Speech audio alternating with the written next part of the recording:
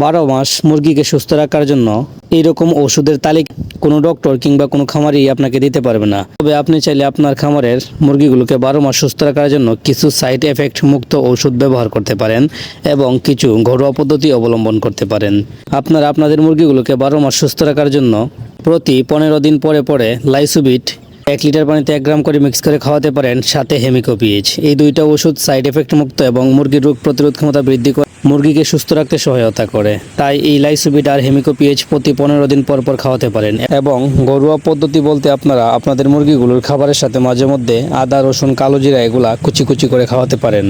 এতে মুরগির রোগ প্রতিরোধ ক্ষমতা বৃদ্ধি পাবে, শ্বাসনালী ভালো থাকবে, মুরগির হজম শক্তি ভালো থাকবে এবং বদ হজম দূর হবে, মুরগির খাবার রুচি ঠিক থাকবে।